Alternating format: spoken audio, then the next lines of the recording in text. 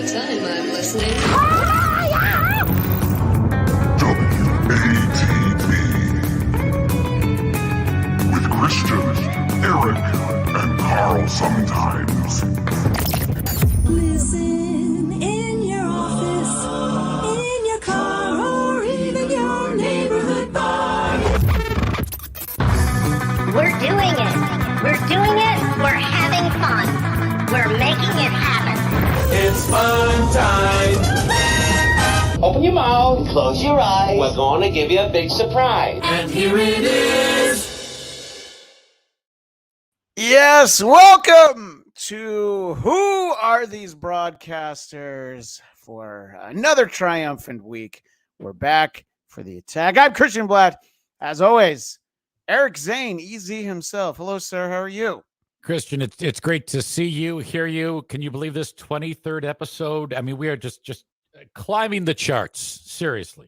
Yeah, I think that the early Vegas line was set at 3, so we've far surpassed that, and we're the one instance where we prove that the house loses.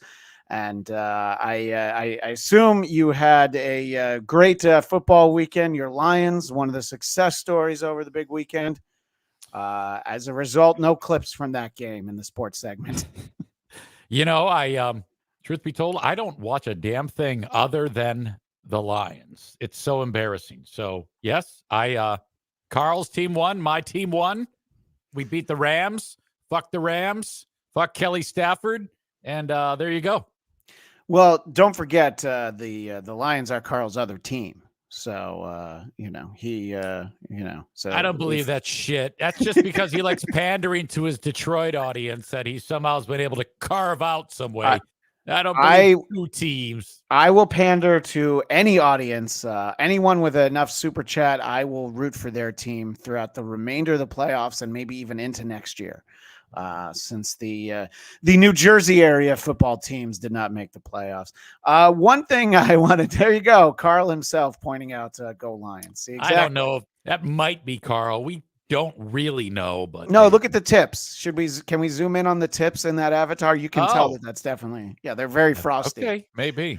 Right before we started, you showed me something that I want to share to everyone, and it's not what it sounds like, but talk about the accumulation out there in your neck of the woods lately. Yeah. And I know don't worry, this isn't going to be the theme of the show. We're not going to talk weather, but I have to say that even growing up somewhere where it snowed a lot, this was really impressive. Yeah, that this is your barbecue that we're looking at. Yeah, for I was gonna cook up some steaks, and a buffalo amount of snow fell on it.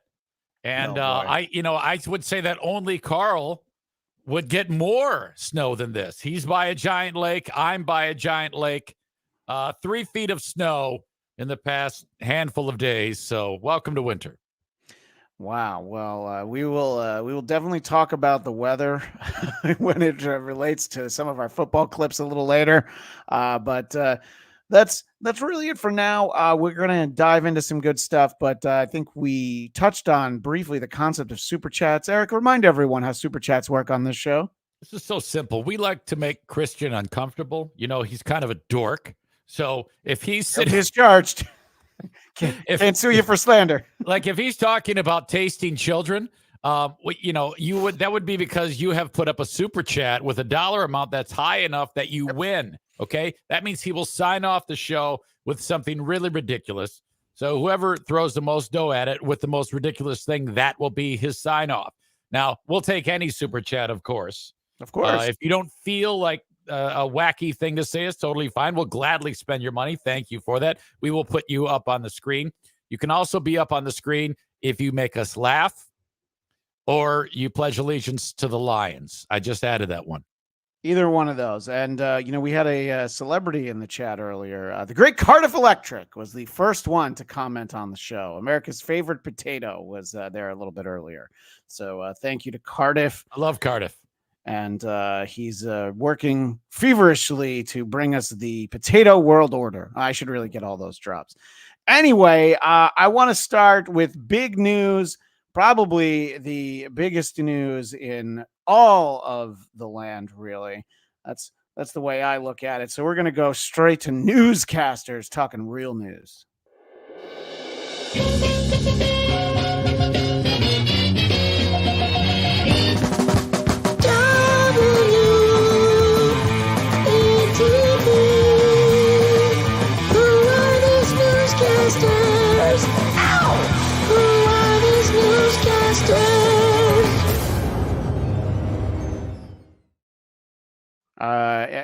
How soon into me spinning my wheels could you realize I couldn't find the jingle I wanted? So I was just very slowly spinning plates there.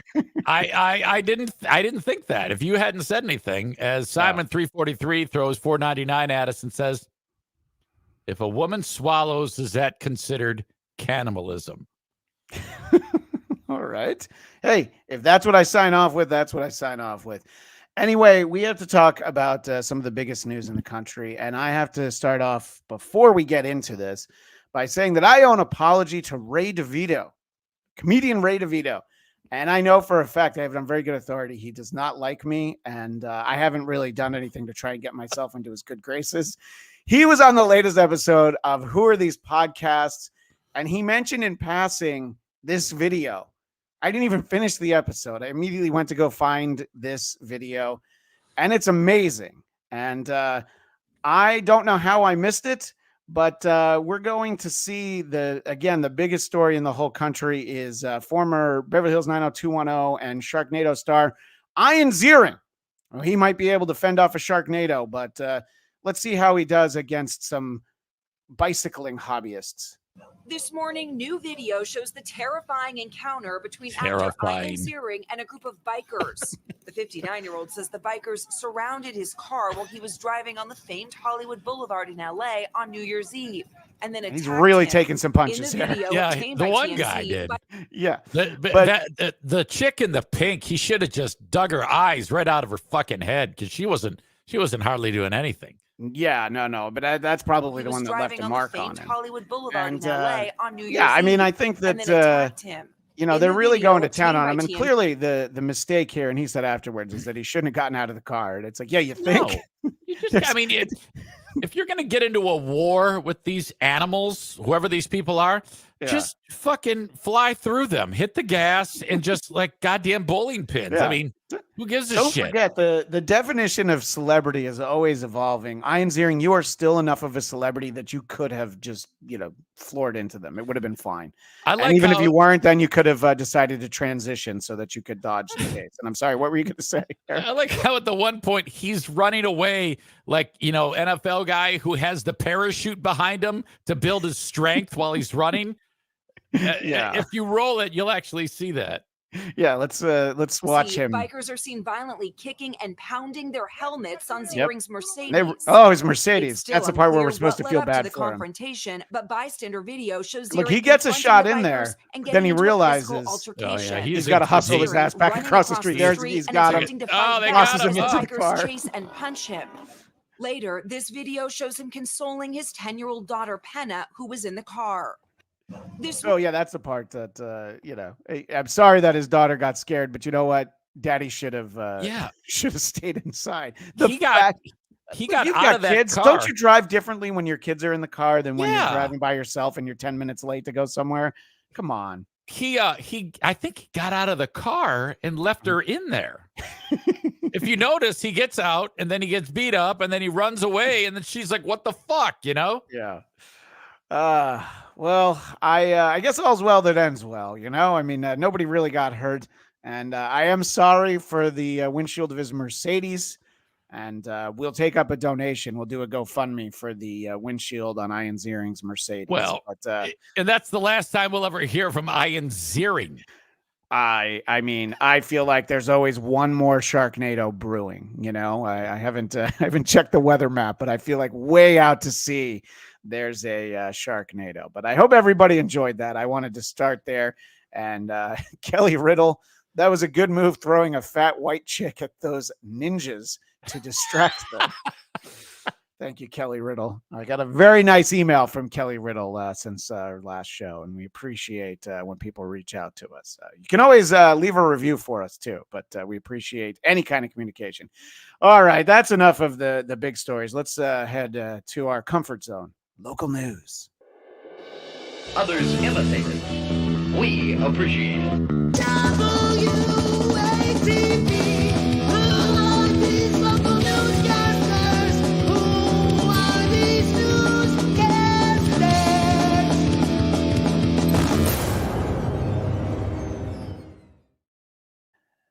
You know, I think that we could probably do a whole special episode of this show that has our favorite footage from Ring doorbell cameras, because, boy, we've seen some great. We saw a house blow up on Ring doorbell cam, if you remember, Yes. going back to one of our earlier shows.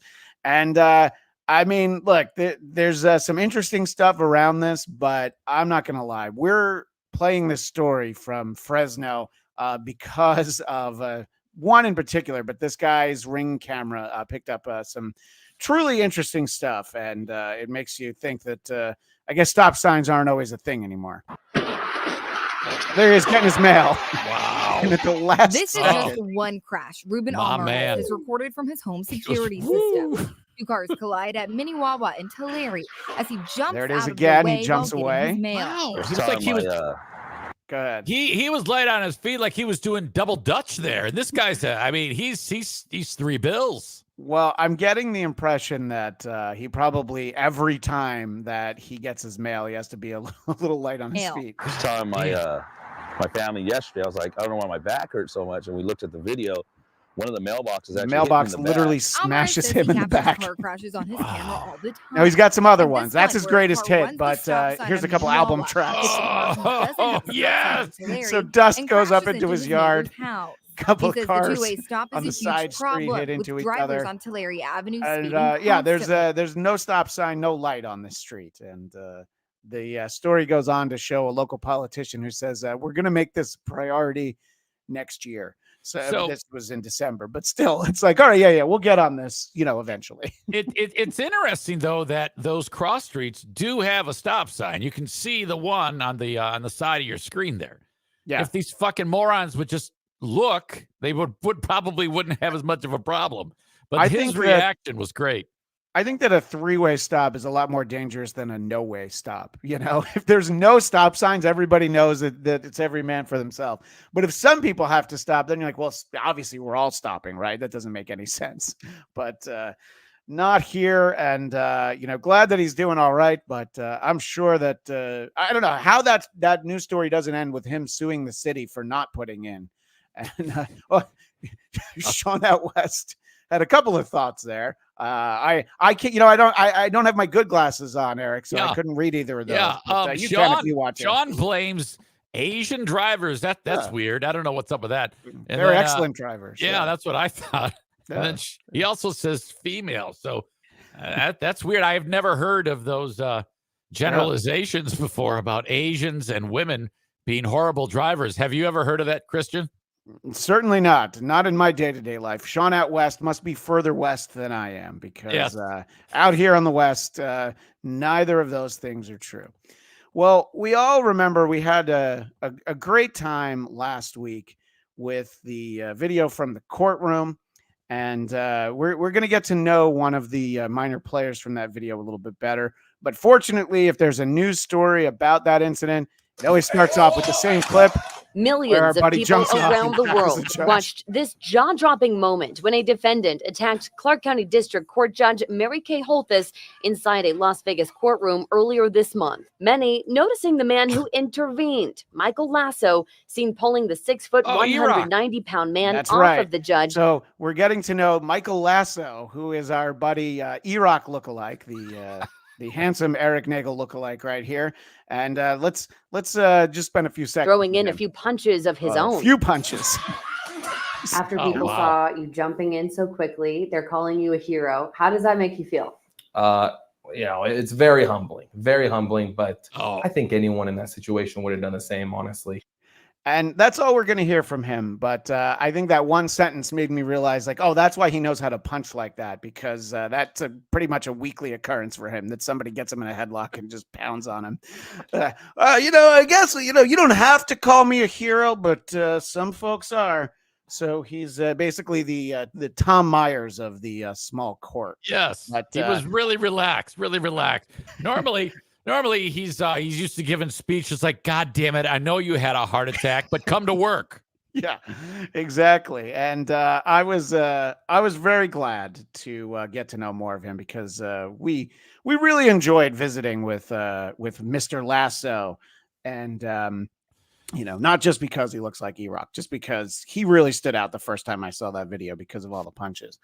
So our girl Julie Baker in Colorado Springs, she has on her Instagram, I'm not subscribed, you're subscribed. She has a feature on her Instagram called Stupid News that she does. And Eric, I'm not really sure why I pulled this clip, but I'm going to go ahead and see if you have any thoughts.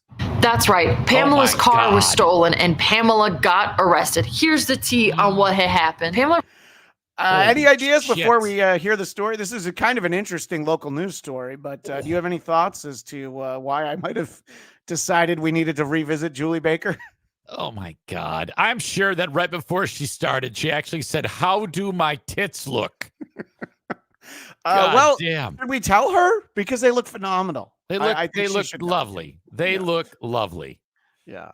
So let's hear about this story, since we're going to take the time to ogle at the lady. Let's see what she wants to tell us. Pamela realizes her car has been stolen and ring, ring, ring. She calls the police. "Hello, police. My car has been stolen." Oh no. So she's acting here. She's doing the part of really woman who reported. Yeah, this is for our audio audience, letting them know that she's got the pretend phone up to her. Ring, ring. She calls the police. "Hello, police. My car has been stolen." "Oh no, that's terrible. We'll get right to it." "Not fast enough." My kids are inside?" The issue, her kids were not inside. No. She just wanted a faster response time. "Pamela, you silly little goose." "Silly little goose? You'd be lying to police like that?" Now I hate her. So you liked it better when she didn't talk? Is that what my takeaway should be? She's just awful. God damn it. But before, everything was okay, wasn't it?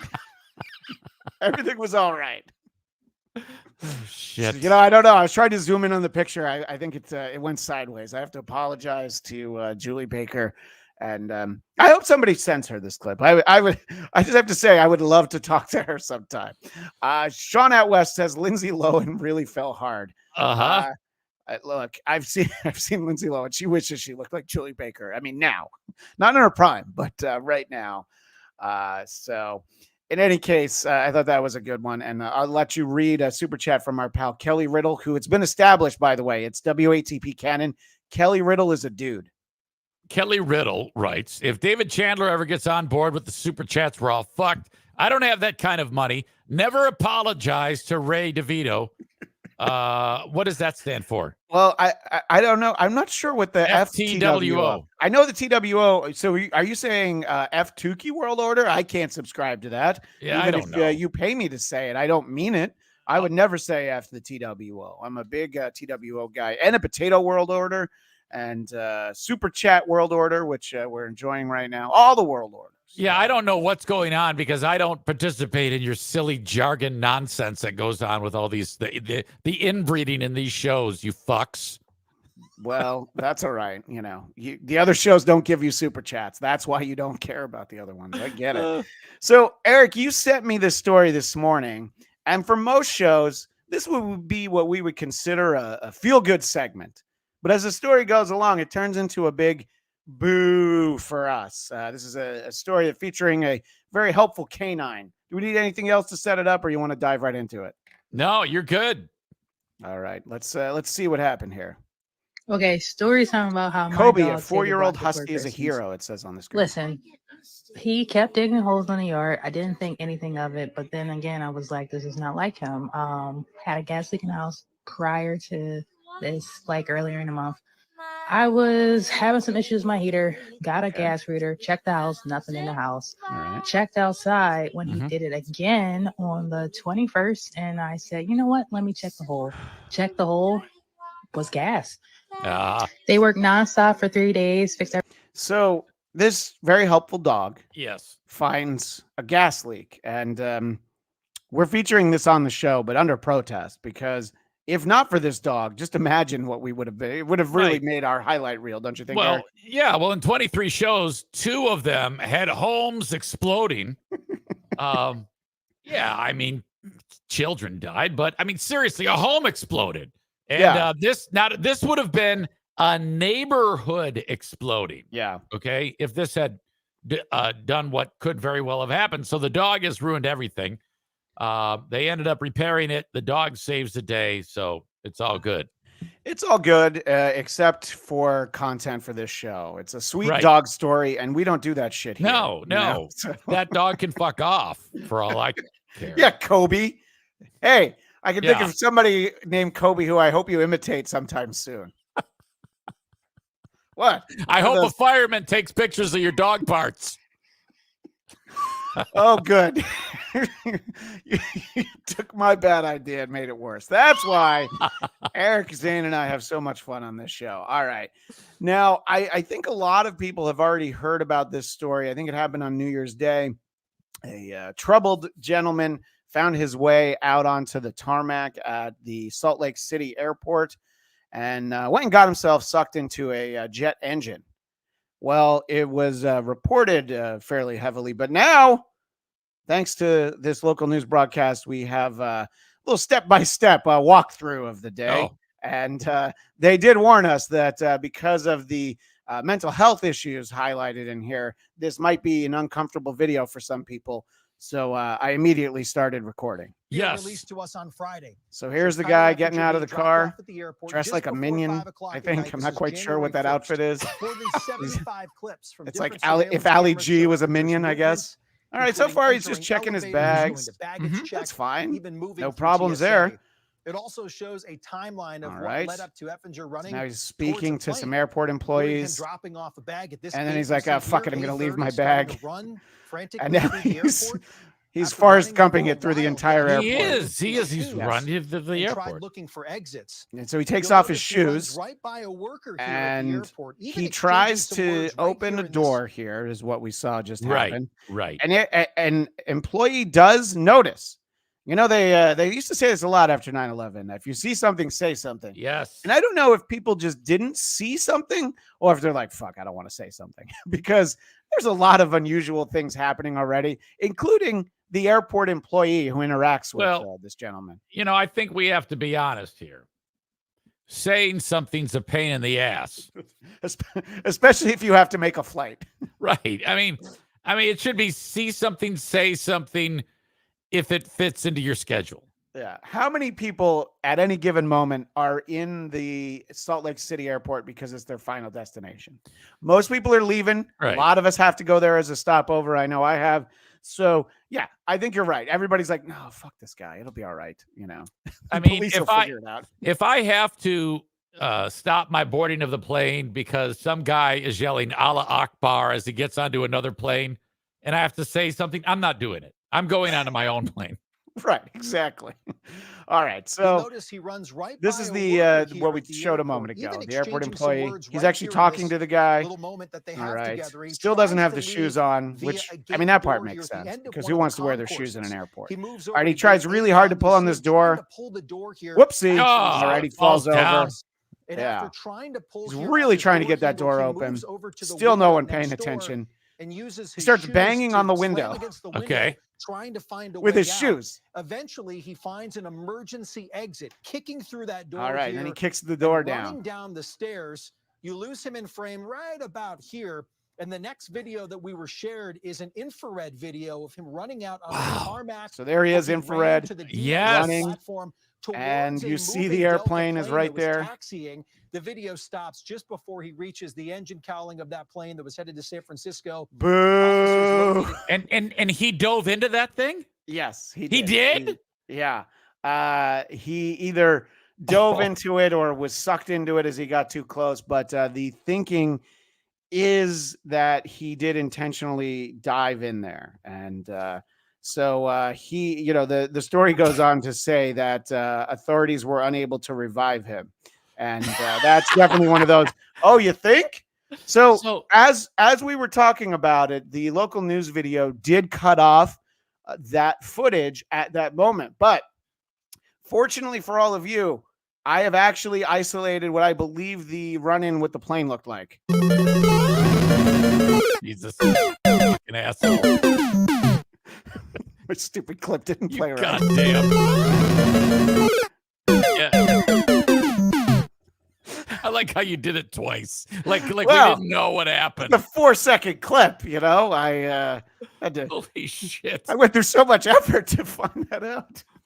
And you know what's crazy is the inside of that cowling is going to look like my fucking Vitamix, and some fucking son of a bitch has to spray that down. Oh my God. Yeah, I mean, just imagine now that they having been on that plane and the guy gets sucked into it before you take off. I guess I guess he didn't hurt anybody else, but so that's our feel good story for the week, though. Of the greater good. Authorities were unable to reassemble him. Damn. Look, I was really happy when I thought about using the Super Mario clip. I'm not gonna lie. All right, I'm very proud of myself. Of course you were. I'm definitely gonna pat myself on the back. It was just and so look, shitty. Here's a cookie that I'm gonna eat later, just for the sole reason that I did that. Did you just happen to have that cookie and you grabbed it just now because you saw it in front of you? Is that? Yeah. No. I'm boarding a flight literally right after the show. I'm Christian Bladt. Later on, I'm going to use this strap, and later on, I'm gonna give myself this dry erase marker. Maybe I'll use this inhaler, but who knows what's actually tipped into it. In any case, shut up. Last night was the 75th annual Emmy Awards, and I don't have a ton of clips from it because I'm a bit of a TV cuck, I'm not going to lie. And some of it was kind of sweet, some theme songs, bringing some people together. But when you see one of those award shows and a joke gets, they drop the audio out and you don't know what was said, that's when I jump into work. And I found, I don't know, this is from, I believe this is the Mexican broadcast. So we get to hear Pedro Pascal making a joke about why his arm is in a sling. A lot of people have been asking about my arm. It's actually my shoulder.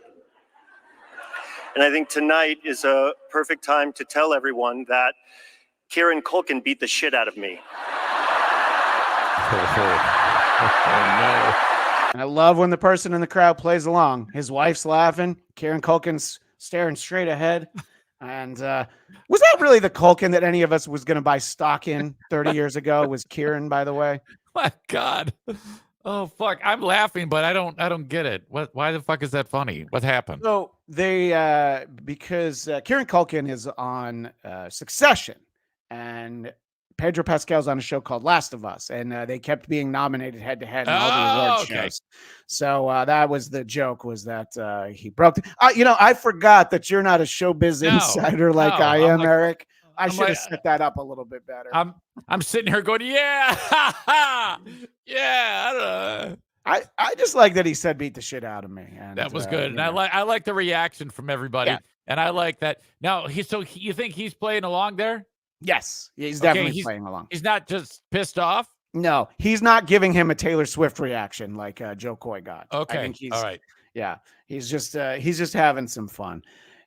I did mention that there were a number of reunions of casts of some of our favorite shows from over the years, and they went to great lengths to recreate some of the sets.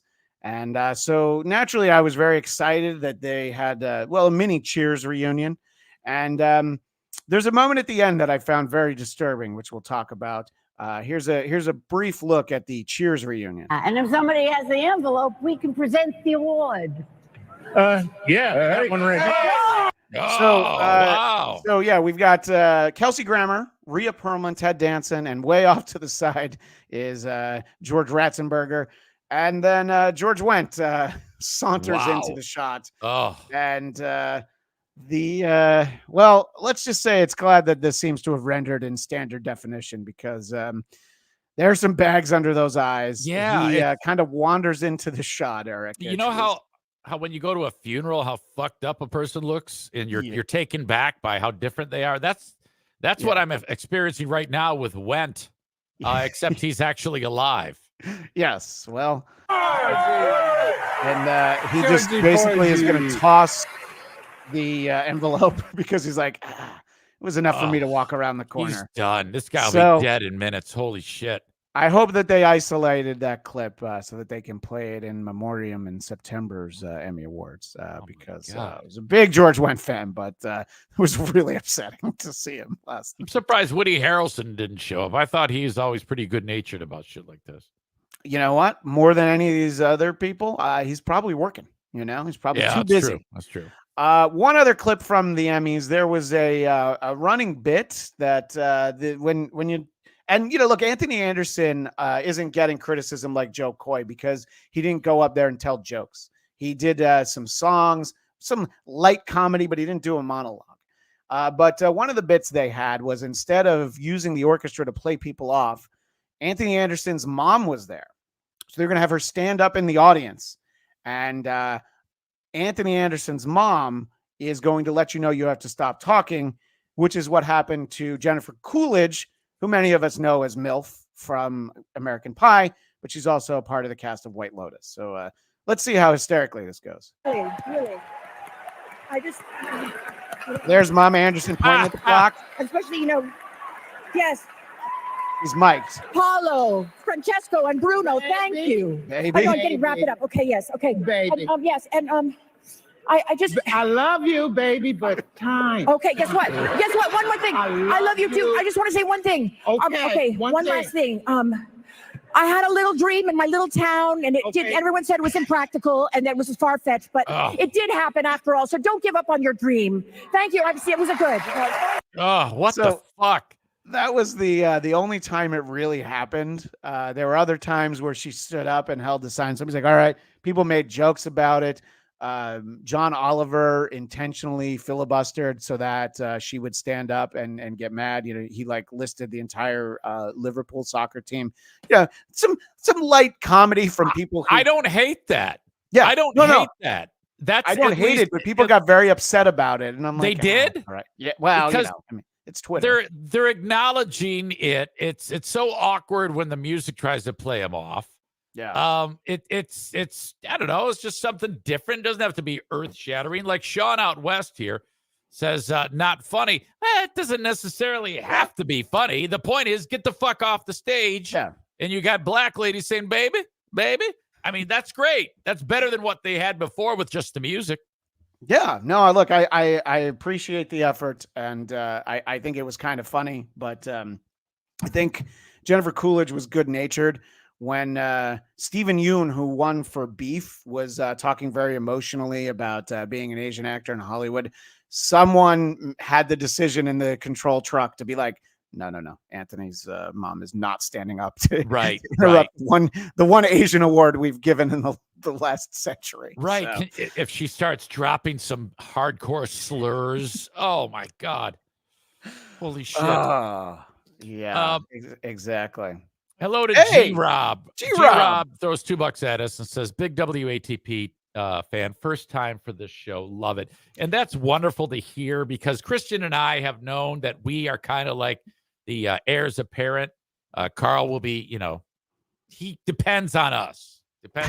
Right. We were the crown princes of the whole network. Yeah. So Carl is basically like Jay Leno 2008. We all know he's going to retire. We're here waiting to take his job. And then after 6 months, he's going to come back and, take his job back. But that's all right. We're going to have just a magical 6 months. Right. We're just having fun. Part of the brand. He is, he's the eye candy. I mean, my God. But we all know deep down that we're the stars of the whole. And by the way, G-Rob's reaction is typical. Whenever anybody watches the show for the first time, they always love it, and we're always so happy to hear from everyone who checks out the show and just adores the show and loves watching the show. Yeah, I have never ever heard anything or saw anything that was disparaging said about us. No. it's always been fantastic. We've never gotten some horrible comments that just come in for no apparent reason. Yeah. No, I don't see anything like that. Right. So There's nothing in front of my face. Let's take this goodwill right into one of America's favorite segments, politics. A lot of people talking about Christian and Carl's segment, making it great with who are these politics?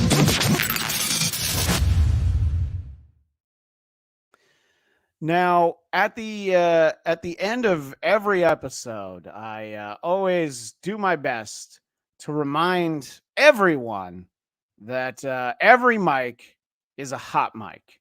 And a lot of people, I think, take it to heart. But when you've just announced that you're no longer running for president, you don't really give a shit that there's a hot mic. But, probably not stuff that Chris Christie wanted people to hear. But we did lose a real one. Chris Christie no longer, can't really say running for president, but, whatever he was doing, trying to become president. So let's hear what he has to say about Nikki Haley when a hot mic recorded this on a virtual event. Yeah, I mean, look, she spent $68 million so far, just on TV. Spent $68 million so far, $59 million by DeSantis, and we spent 12. I mean, who's punching above their weight and who's getting a return on their investment, And she's going to get smoked, and you and I both know it. She's not up to this. So 2 things there. She's going to get smoked. I think that's funny. I agree that it's fun. What did people like about the real world? We liked when people started getting real. And I appreciate that from the former governor of New Jersey. But I don't think that he's capable of punching above his weight. I stopped myself from making a fat joke like 30 seconds ago. But then he goes and says that. And I can't be responsible for the way I react to it, Eric. I hope you understand. I like how he's breaking down things about a bunch of losers that have no chance of doing anything to Trump in the next however many months till the election. Who the fuck weighs in about all the other losers? No, that's ridiculous. Well, I do want to be able to say goodbye to some of these losers. And I do want to let Christie finish talking about anyone else he might have heard from recently. She's still 20 points behind Trump in New Hampshire, right? Yeah. And he's still going to carry Iowa, right? Yes. Always. I talked to DeSantis, called me petrified that I would. He's probably getting out after Iowa. Well, and then somebody realizes they need to turn the mic down. But this one out live on his campaign website. And it's like, he's probably getting out after Iowa. Oh, yeah. Well, it's interesting because he's like, he's letting her have it because she's down by 20 points. And so if you do the math, she's down by 20. And then if someone said, well, how many are you down by? And you'd say, well, you take his number and then put 0 next to mine. That's how many. that's how much I trail by. You fat fuck. Well, Chris Christie stepped out last week, and just last night we lost from the race. Still very much alive, but we lost from the race. He'd been one of my favorites, going all the way back to the first pilot episode we did of this show. Carl and I enjoy clips of Vivek Ramaswamy. I'm sure he's not going to go away, but here's really kind of an ominous thing. People don't say I'm no longer running. Usually they suspend their campaign. And I want your instant reaction, Eric, to what you think he's alluding to when he says this.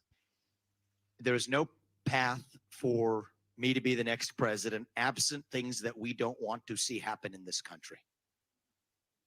So absent things that we don't want to see happen in this country. So what is he alluding to that might make him get back in the race? I don't know. Does he always speak weirdo like that? I don't know if I'm too smart to figure that out. Well, I can think of one scenario, and we don't want to tie things together, but he's basically saying if harm were to come to anyone, if something were to happen, someone were to be removed, whether through law or through something else. So he's being like, yeah, look, I'm keeping the door open just in case. Wink, wink. You know what I mean? I see. I'm always thrown off because every time I see somebody that looks like him, I expect him to be building a homemade hydroelectric dam to feed the fucking shit. God damn it. I kept trying to soldier on, and I fucked it up. You lost it for a second, and you just. But here's the thing: you knew you had to just pull the chute and just let go. You know, Yes. Sometimes Fucking that's what happens. shit. I had it in my brain, and then I was like, no, shit. God damn it. That's all right. It's usually me that happens to. So I enjoy it a little bit extra when it's not me.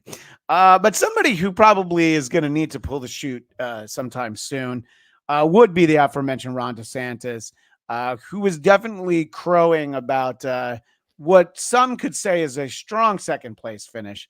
Others would say 40 points behind Trump in Iowa. So the Iowa caucuses were last night. And I know we have international listeners and viewers. And I also know a lot of you don't give a shit. I get that too. But I enjoy the reaction to the conclusion of this Ron DeSantis. It's not a victory lap, but he's a, hey, we're going to get him next time lap. Let's bring out the first lady. Bring out the first lady. All right, so Florida Governor Ron DeSantis right there. So I should note for our audio audience, this is from Newsmax, which is a very conservative outlet. But Ron DeSantis, I think a guy that they like in any other setting except for when he's an opponent of Donald Trump, he's looking for his wife, and he says, bring out the first lady. Bring out the first lady. And here's their reaction. All right, so Three hosts Florida are Governor Ron DeSantis audibly right there, laughing at the delivering idea what that she's sounded going to be a the whole heck first of a lot lady. like a victory speech there. I did not hear any congratulations for Donald Trump. Is that what you call the wife of a governor? Maybe? Yeah. All right. But he's talking about possible? the first lady like she's going to be the first lady of the country. He sucks You're shit. right. She is the first lady of nothing's gonna Florida. stop us. Real quick But, before we get sorry, my next clip started to autoplay. Don't worry. We got something else. I'm sorry. What were you going to say, Eric? No, I wasn't. I was just maybe that's what he's doing. I don't know. But this guy, he's horrible. I like how when there's that clip of him saying he's suggesting that they did a great job and were very successful in Iowa. I mean, he was jail sexed. It was so one-sided. You know what? I don't usually use it as a verb, but he was indeed jail sexed. But look, the night wasn't a complete loss because at an event after the fact, someone decided that they wanted to approach Ron DeSantis with an award. And I think the way that he handles this is going to tell you everything you need to know about what a great president he's going to be. But nothing's going to stop us. real quick before we get started, thank you, everyone. Governor DeSantis, I want to present to you this participation trophy. Now, probably not going to win the election, right? But we're proud of you for trying. There you go. I mean, he's special, he's unique, and he's our little snowflake. Oh no! Here you go. Did you want the award? So the guy gets walked off the stage. Was obviously not part of the event. Shout out to Japanese fart enthusiast who made sure that I saw that. Japanese fart enthusiast finds a lot of political clips. We'll play some more from him, assuming it's him. But yeah, the idea that he's the participation trophy, and he's like, "Oh, should I take this? No, he's making fun of me." Well, he's like, Casey, get him away. I think it might be more fun if at some point he takes it and leans in and rolls with it, does something. Don't just sit there and look mad. I think that it would actually win favor, but he wouldn't do that. He's an idiot. Yeah, but did you like the way he really rolled with it? This uncomfortable moment, this interaction with a guy who is on camera giving him a participation trophy. Yeah, I think it was very smooth. And I think that that's why Ron DeSantis is going to make a great president, because of the fact that he can really think on his feet and he can he can really make lemonade out of lemons, as he did at this recent event where he was heckled. One running that has actually enacted protections for the sanctity of life. I'm the only one that's been able to do that. So they're saying no oil money. You see like 4 people. You live and you learn with these people, right? What did you think of that reaction? The team that go to like drag the protesters out, they snapped right to it. I would vote for them in the the California primary, I suppose. But this is his ad lib. You know, you live and you learn with these people, right? Yeah, you sure do. No, you jokes, live right? And learn, live and learn what? What did you learn? That was a mistake. You guys didn't get that one right. Okay. That was a mistake. You guys didn't get that one right. Yeah, no one knows what the fuck he's talking about. That's why people love Trump. Do you remember the one where Trump said, "Take him in the back and beat him"? Remember that one? I mean, that's why they love that motherfucker. He's encouraging them to injure the hecklers. Well, of course he got elected. Well, I'm glad you invoked the name of our former president, and if you believe what you see in the Iowa caucus, is also our next president. We don't have any Nikki Haley clips this week, but don't worry, Donald Trump would like to talk to us about Nikki Haley. I don't want to make, because she also said, they asked her about the Civil War. Why did it start? How did it start? She didn't use the word slavery, which was interesting. I don't know that it's going to have an impact, but, I'd say slavery is sort of the obvious answer. It's supposed to about 3 paragraphs of bullshit. She just talked. Nobody knew what she was saying. Oh my God. That's why Trump clips are gold on this show, because God. These cable news outlets like One American News and Newsmax, I don't think they have the money to put any kind of delay on these things. So Trump swears a lot. And I mean, what's better than that? Oh, that was a metaphorical 2 dicks in her ass right there. Right there. Shit. Well, he's been on fire lately, and he does have an impression of Sleepy Joe, who last I heard is apparently the occupant of 1600 Pennsylvania Avenue, our current president, Joe Biden. I could read that teleprompter all day long.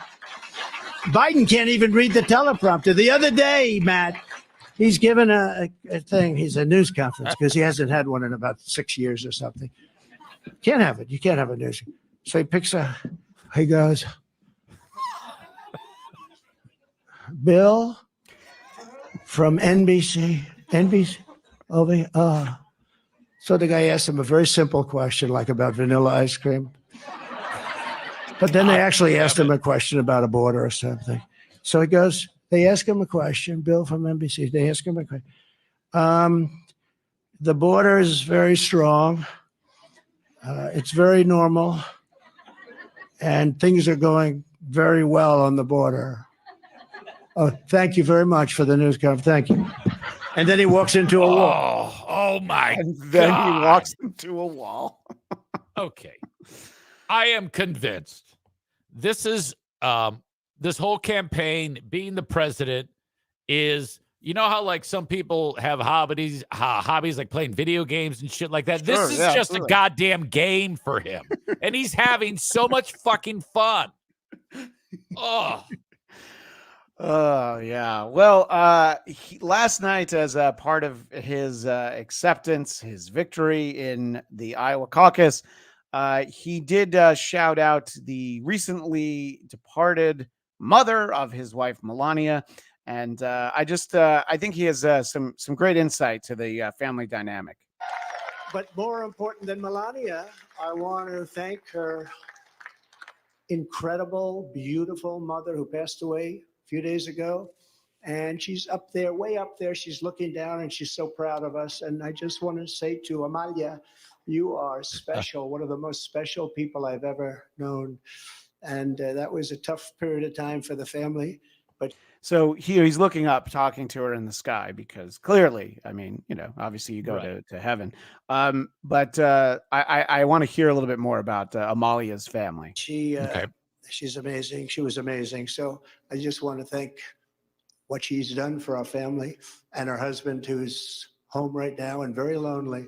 He's a lonely man, but he's going to be okay. No. Victor, they're great people, great parents to all of us, really. Great very parents, lonely. but also Yeah, It's he's gonna very kill him. he's It's very gonna kill lonely. him. He's home alone right now, very lonely. Victor's putting this around his neck, getting ready to swing like Brooks. God damn it. He didn't have to say it. He didn't have to say how lonely I am. God damn it. He's very lonely. Well, you've got a couple bucks. You want to send somebody over to the house and give him a sponge bath? I mean, something, come on. Oh, I don't know. But there was earlier, kind of in the middle of last week, there was a fun moment where there was a hearing that they've been holding about Hunter Biden, and Hunter Biden actually showed up. It's more like funny for the fact that it happened, and then they wouldn't let him talk, so then he left, and then everybody's like, "Oh my God, he walked out." But tip hat to Hunter Biden, who, look, of everybody that we've shown clips from today, who do I want to have a weekend in Vegas with? Hunter Biden. But that being said, he chose to leave right as Marjorie Taylor Greene was starting to talk. So there's footage out there. It wasn't funny enough for me to show, but right as she's starting to talk, it's like, and we join Hunter Biden out in the hallway right now. And again, our buddy Japanese fart enthusiast made sure that we didn't miss this question that was asked of Hunter.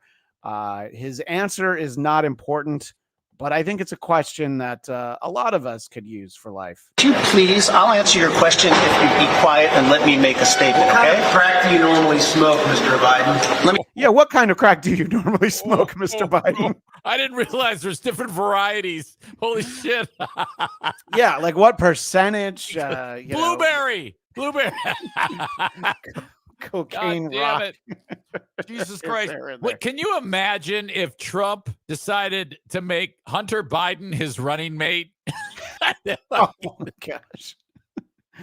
I have no issue with that. I love this guy. I love the world that we live in. This has all been just a goddamn majestic time.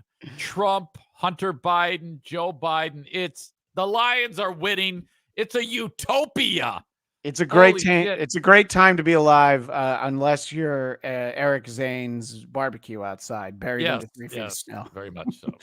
But speaking of the Lions, as I said, we don't have any clips on them, but it is time to ask the question: who are these sportscasters?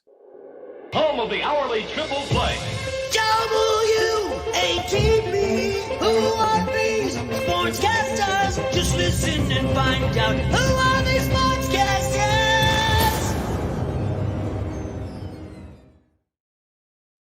And you sent me this one, and I love this clip so much. It's actually the title of this episode. Chris Rose is speaking with Maurice Jones Jr. and takes the there's a very pregnant pause in here, and let's see if we can understand. Did you say, isn't it Maurice Jones Drew? Whatever. God damn it. You know that's my bit that I don't know anybody's name, right? Fuck me. Anyway, he used to play football. Rose is hilarious. So here you go. Rose is great. I loved when he and Kevin Millard did the show on the MLB Network, and he's still out there. All right. So, I got one of the names right. Where's my partial credit for that? Anyway, who it is doesn't matter, because Chris Rose says this. This is far and away the best defense that Patrick Mahomes has had, right? I mean, is it possible that they can ride the D?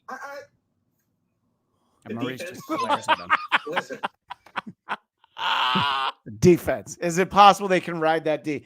And I spent a lot of time trying to find a version of that clip that's actually from the NFL Network.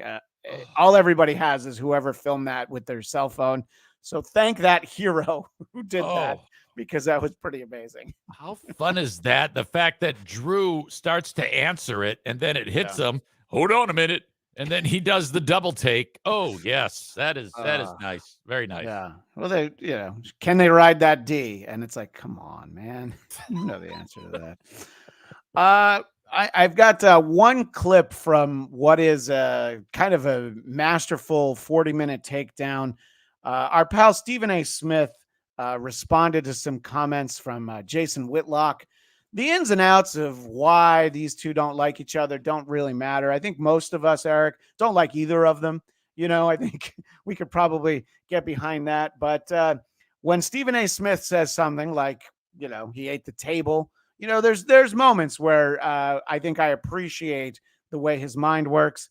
So here's Stephen A. Smith responding to Jason Whitlock. You betrayed me.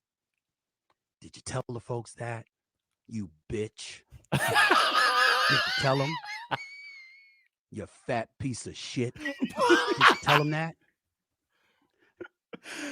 You bitch. You fat piece of shit. Oh, God. He is so perfect in those. Think about the drops that will now be with us for the rest of time. You fat piece of shit. Yeah. Oh, my God. So good. I mean, you could have an entire row of just an entire screen of Stephen A. Smith drops, and I think that he does a great job really taking down Jason Whitlock. But that's the part that really works for our show. you fat piece of shit.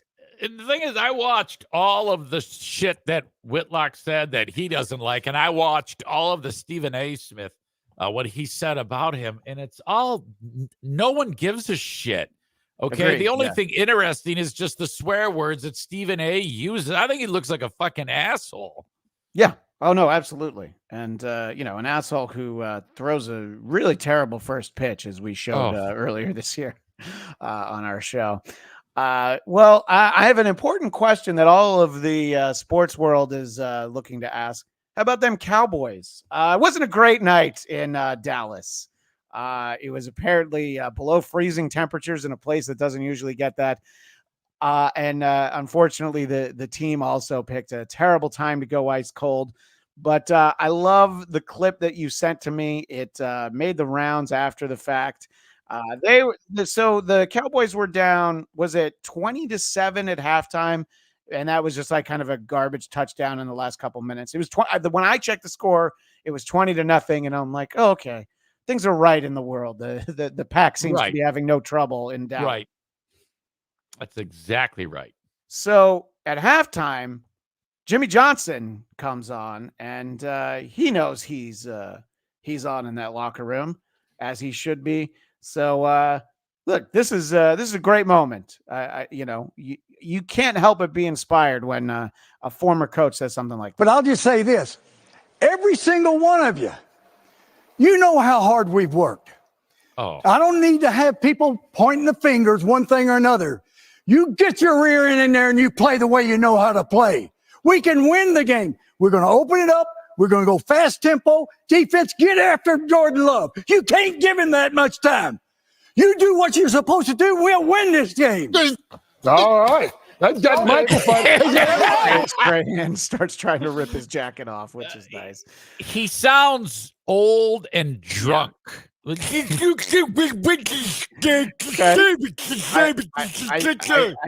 see what you're saying, but it was a big deal within the last month that Jimmy Johnson and Jerry Jones seem to have made nice after decades of not talking well to each other. So you see the way Jimmy Johnson's feeling at halftime. Let's see how Jerry Jones is feeling after the game, which, by the way, for anybody who doesn't follow that closely, despite what Jimmy Johnson said, they didn't know how to play the rest of that game. They were actually unsuccessful. But let's hear what a guy who is probably still in top mental health and should definitely be involved in the day-to-day operations of a sports franchise. Of Green Bay, a lot of compliments and credit, and this is one of my most surprises since I've been involved in sport, period. So I just want to give you the exact quote, Eric, in case you missed it. This is one of my most surprises since I've been involved in sports. I don't know. I think I think we might have found our next Democratic nominee for president of the United States. Yes. Jerry Jones. Oh, God. Stuttering John would look at that and say, I don't get it. He's not speaking clearly. Jesus Christ. Yeah, that's bad. That's bad. All of that. This clip and Jimmy Johnson is the reason why no one listens to old people. You just look at him and just like, yeah, whatever. You're fucking nuts. Yeah, right. Exactly. It's exactly what we don't want to hear. But the Cowboys fans in the parking lot were a lot less common measured than Jerry Jones was, probably because they weren't as heavily medicated. I came there, we lost. Y'all ain't nobody else, man. Disgusted. I am upset. You feel me? I am from Virginia. I flew all the way in today to watch Well, this. that's what you get from flying from Virginia to Dallas. Another Romo on our hands. Choke like I'm disappointed. We need another quarterback, another coach, everything. It don't matter to me. It don't matter. That's how Cowboys fans felt after watching the team implode once again in the playoffs. We need help. We need Jesus. Many blaming. We need Jesus. That's why I let it go that long.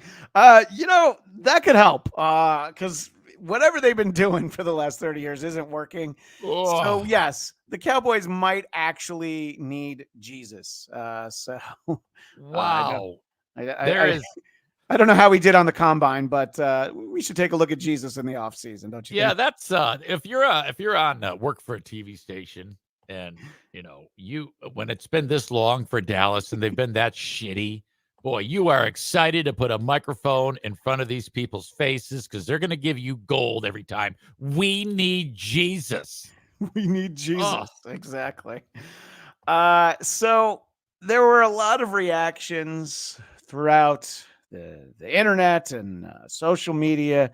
And if there was ever somebody that you wanted to see what genuine, well thought out sports disappointment looked like, well, we would go to old Drip Bayless. Skip Bayless posted this video. And this video, as you'll see, is not edited. I started as late into it as I can, but I think a lot of the magic comes from the fact that it doesn't need to be as long as it is. So we've got Skip Bayless standing over a trash can, which, first note in production of this video, trash can should already be open, but that might not have helped. So we're going to just have to narrate it really. So he holds up a Cowboys shirt, make sure we see the star. All right, trash can doesn't open easily, but he tosses it in there. All right, he's got another shirt. Make sure we see that there's a star on it. All right, it's got something. Oh my God, the lid closed. Oh, now it goes in there. All right. Yeah, take it off. Take the automatic lid off, you idiot. So he's got the jersey. Oh, no. This wouldn't be as fun a clip. Okay, the lid closed again. So now he gets the 21 jersey in there. Oh. And he's got another jersey. And he's like, you know what? All right, let's see if I can get that open. All right, there it goes. All right, in there. Jesus, this guy's got a lot of jerseys he's got to get rid of. And, of course, number 88, the Lamb jersey. Okay, the fucking thing closed again. And he's wearing a cowboy hat, but he throws away the other cowboy hat. Can't get the lid open at all. Save his life, Eric. And there's the one. He dusts off the one in there. Mind blown. And Skip Bayless walks through. I don't know. I mean, that looks like an extended stay America. He couldn't possibly live there, right? I mean, that can't be his home.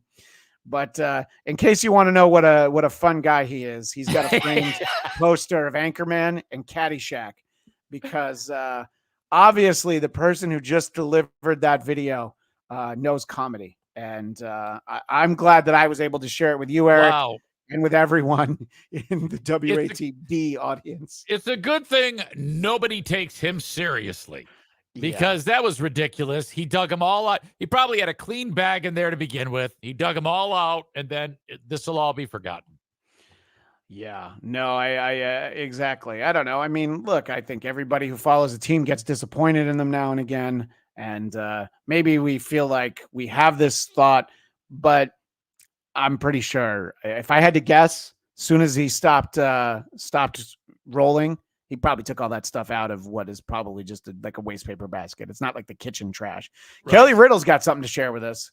Yeah, I'm not sure. Explain this to me, Christian. See regular chat. YouTube is censoring super chat hard. What does that mean? Oh, yeah. Kelly Riddle has mentioned this to me before.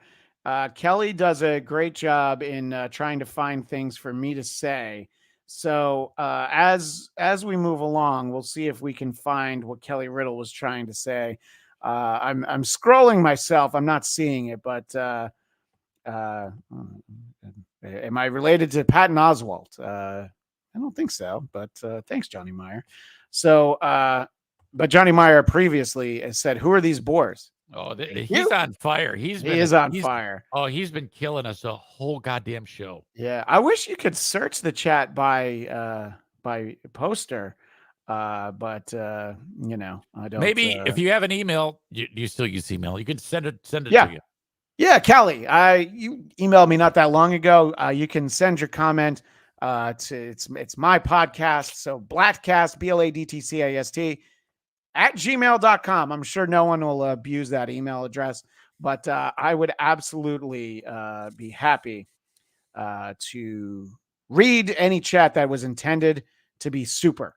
But so far we are, well, they're just standing in the way. Anyway, this is there's that guy who hates shows that do super chats. And I always say we don't get that many. We did let ourselves get a little bit derailed there in our attempt. But I'm going to go back to Stephen A for a moment. You let me know when you need to tap out, because Stephen A. Smith is he's a fairly big detractor of the Dallas Cowboys, and he had them put together a little music video. You let me know how many seconds we can get into this. Team and Big D.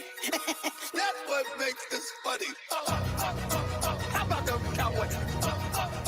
How about the Cowboys? Some way, somehow, when the cow just wait. I have to admit that we've gotten a lot further than I thought we would.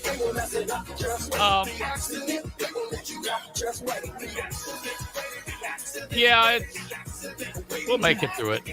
Well, no, there's like another minute. So Stephen A. I'm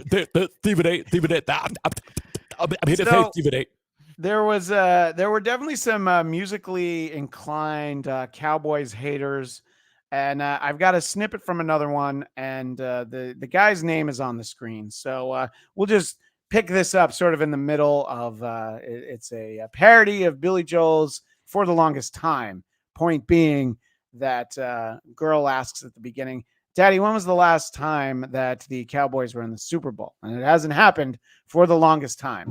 There's no Dallas Cowboy fans inside. Are y'all still them boys after tonight? Green Bay destroyed you. No championship for you. That hasn't happened for the longest time. Oh, that's not terrible. It's not terrible at all. No, not terrible at all. And I thought it was actually pretty good. Robert Williams Films, and Robert Williams Films is the Instagram account. I actually found it to be pretty good. There were some nice cuts in there. But the problem is that my takeaway was that Mr. Williams had one day to celebrate because he and his family were Philadelphia Eagles fans.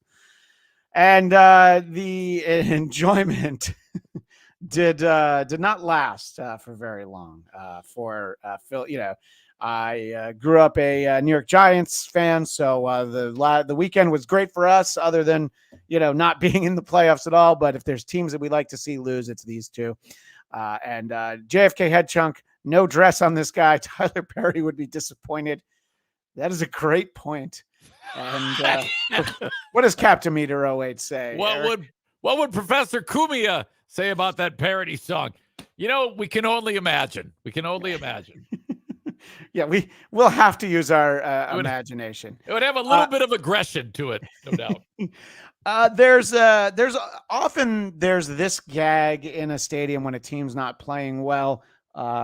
Usually as a Mets fan, we see some of this by early September, but this was on a primetime Monday Night Football playoff game. And there's a group of Eagles fans just with bags on their heads. And you know, you can feel for them, but they brought the bags to the stadium. They had to know. They were like, we know we're going to fuck it up. And that's the end of it. Oh my God, that's spectacular, because Eagles fans are some of the worst people in humanity. Yeah. And I do want to share a perfect illustration of that, Eric. I don't know this guy from Barstool, but I assume if our buddy Blind Mike were here, he'd be able to recognize his voice. But this is a pretty top-notch Eagles rant. It's the thing that a lot of us do when our teams lose. We're like, well, I didn't want him to win anyway, and here's why. So let's hear this gentleman from Barstool. Better that they lost. Better that they lost. Now I don't have to watch this fucking coach ever again. I don't want to look at his face ever again. His stupid fucking face. His stupid fucking sayings. He's so corny. He's so cheesy. He's such a fucking loser. And I never, ever, ever want to hear from him again. It's good. It's good that they lost. Yeah, it's good. This guy sucks. Yep. Oh. So yes. are you surprised that this guy owns a Philadelphia Eagles tracksuit? Of course, look at that. It's like velvet. It's fucking Paulie Walnut. Jesus Christ, look at him. God damn. Oh, Jesus. Thank you to Reverend Shitstain Powerful Pooper. He is a powerful pooper. Christian and I get $1 each. It says show interrupting super chat says moo. Football is for queers. Thank you. All right, powerful pooper. Duly noted. And Reverend Shitstain, powerful pooper, does provide us with some great content. It is usually not them, but I don't feel for the people of Philadelphia. However, in this clip that I saw on Twitter, the Tampa Bay Bucks fan who's filming it is just like next level, like Skip Bayless level douche. So he's talking to a girl in some Eagles outfit. Tell us, Zane. Bucks fans are being mean to you. What do you want to say to all Bucks Nation? All of my Bucks fans is fuck off. It's legit. Suck a fat one. Suck a fat one. Wait, where's the finger at? Fuck off. Okay. Fuck off. All right. Get the fuck out of Tampa. All right. Good times. Yeah. So, all right. I mean, I don't know. I mean, Tampa doesn't really seem like one of those places where they should be going around pounding their chest about stuff, you know? Yeah, I mean, come on now. But it, you know what it is? It's all, it's the Eagles are one of those teams. They're similar to Dallas. Their fans are ridiculous.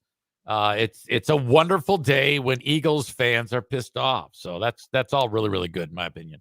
Yeah, I mean, I think it's great for the NFL that Eagles fans and Cowboys fans pissed off at the same time. And shout out to our buddy Vinny Paulino, whose Dolphins did not deliver for him. But that's all right. You know, I should point this out. My team is so shitty that now that we've won one goddamn playoff game, no matter what happens, we're going to be like, we're awesome. I mean, seriously, it's been so long since this team has done anything that you would get none of that from us. We're all just like, it's okay. It's okay. No big deal. Yeah. So if they lose this weekend, it's like, hey, we had a good run. Oh yeah. Yeah, absolutely. There will be no fans that will be like that loudmouth Philly bitch. But I mean, I don't need to go back to her, but in the right circumstances, I would. I don't care that she's an Eagles fan. I mean, I saw her. I'm like, sure, why not? Are you suggesting like you'd have sex with her? Is that what you're saying? Yeah, that's what I'm saying. Yeah, oh, okay. Yeah. I mean, not in my current life circumstances. Goddamn but pig. What the fuck is wrong with you? Well, you're the one who wants to shut up Julie Baker from talking. Oh. All right.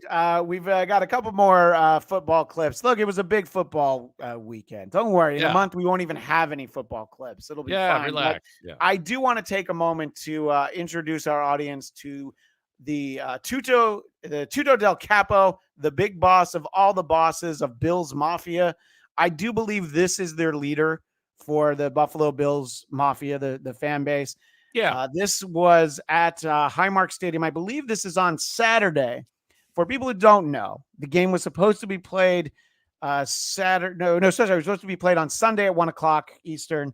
And for Buffalo to cancel a sporting event because of the winter weather, clearly there was something crazy going on. So there's a lot of footage of people who got paid to shovel, and I believe they got $20 an hour, which sounds like good money these days. So I'm going to do my best for our audio audience to describe this gentleman here. You tell me what you think of this guy who's been paid to help shovel snow. What he decided to do, like he's coming down this little slide filled with snow. We're going all the way this time. He's got his shirt off.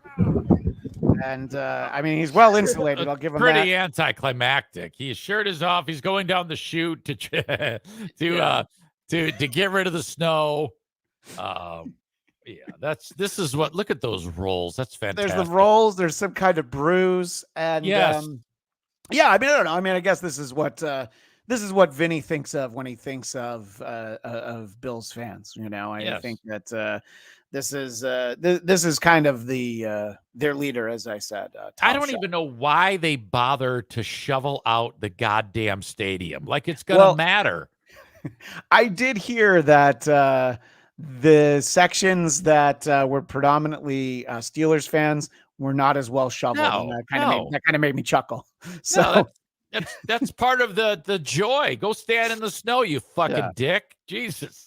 So look, I mean, yeah, that guy takes his shirt off in a Buffalo whiteout snowstorm. But our final proper clip for the show this week will illustrate how a real man handles freezing conditions. I believe it was 8 below in Kansas City. And of course, I'm talking about Andy Reid there with the frozen mustache. That's right. He's got the old push broom full of snot that froze directly under his nose. That is hideous. You fucking disgusting pig. Oh, Jesus Christ. There's icicles on it. I think that if you're not watching the show, you need to find it. And it looks like a fucking sugary jizz dollop on his nose. I don't know why I can't goddamn talk today. What the fuck is going on? Sugary jizz dollop actually works. And I had that on my bingo card for this week's show. That is our last clip proper. But let's have a fun moment in broadcasting history before we go. Flashback. WATB.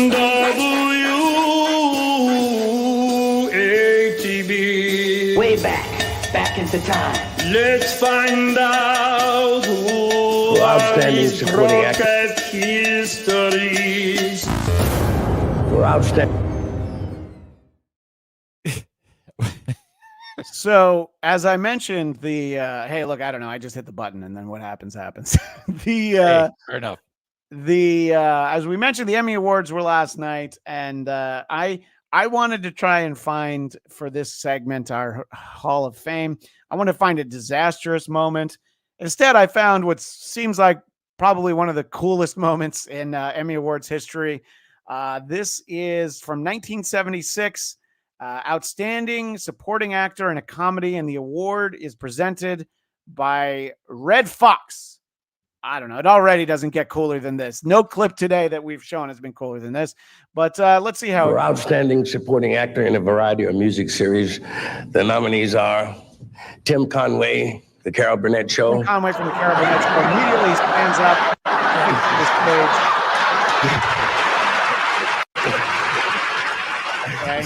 And Chevy knows he's nominated, so Chevy Chase gets up. Harvey Korman also takes the stage. Chevy Chase, NBC Saturday Night. Yeah. And we're all there. And the winner is...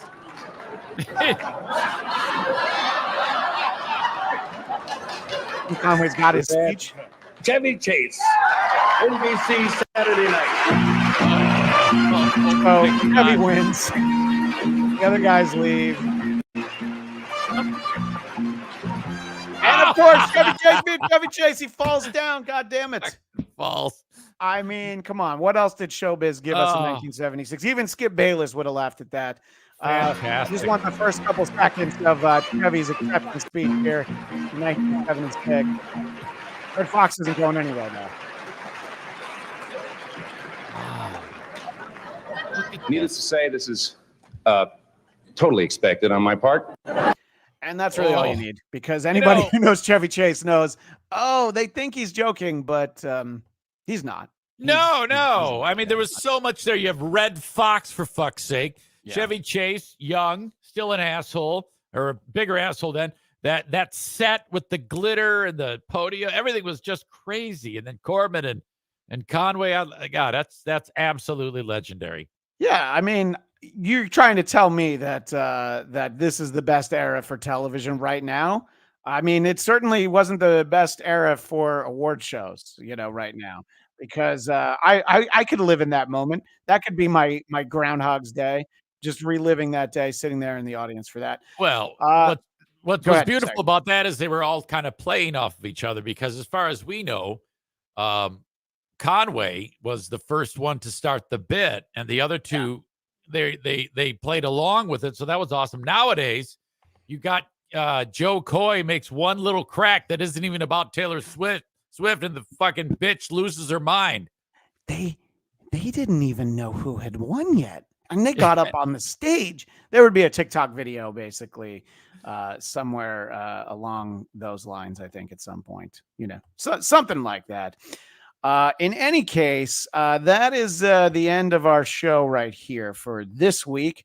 So excited to have brought so much mirth to everyone. Where are we at on the super chats? We have our winner, I believe, right? Yeah, it's slim, which is Okay. fine, totally fine.